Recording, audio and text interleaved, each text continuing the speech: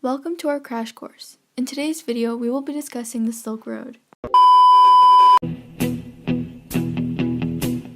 When I wake up, well, I know I'm gonna be the man who wakes up next to you. When I go out, yeah, I know I'm gonna be the man who goes along with you. If I get drunk, well, I know I'm gonna be the man who gets drunk next to you. But I will walk by the right side.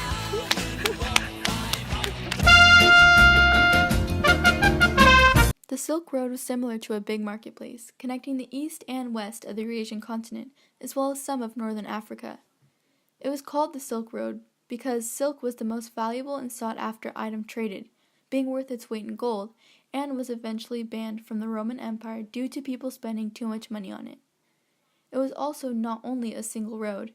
Many popular trade roads branched out from different cities connecting to others, which is how so many places were linked to each other. Along with silk, China also traded out porcelain, paper, gunpowder, and crossbows.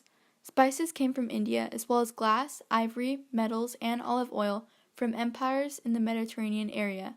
The want for these goods made a very friendly and busy economic complex throughout the trade routes. Since people usually did not travel through the entire road, they'd trade or buy from other merchants at cities and then trade those to others along another point. One famous merchant from Italy traveled all the way into Asia through these trade routes on a 24-year journey and found many new goods, technologies, and ideas not found in Europe.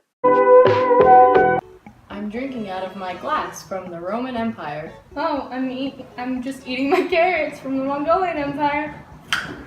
See, you have some pretty nice silk there. Would you like to trade it for some gems? Yeah, India, here, we can trade. Gee, thanks, China. Aside from physical goods, technology greatly spread along too. China had invented the first printer, making written documents much easier to mass produce, as well as a compass to navigate and find north. They also created large ships called junks, which could travel far and hold a large amount of goods. The Arabians created the astrolabe, which used the stars as a guide for long sea voyages. Caravansaries were established along the trade routes to provide rest and care for merchants and anyone else traveling along them. Wow, I really wish I had some paper to finish my homework. Oh wait, I do! Thanks, China!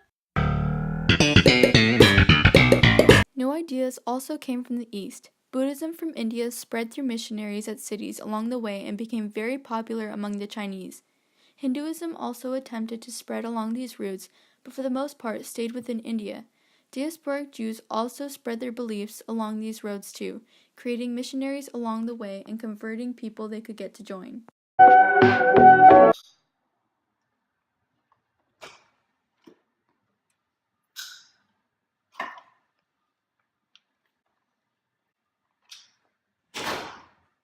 Now, I'm a Buddhist.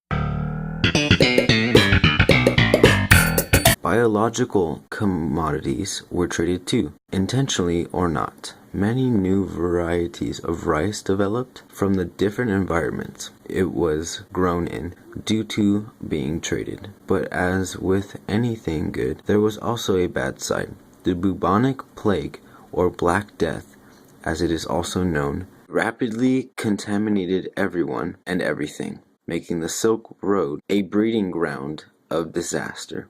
As a result of this horrible disease, a third of the world's population was killed off and died horribly. Bubonic plague.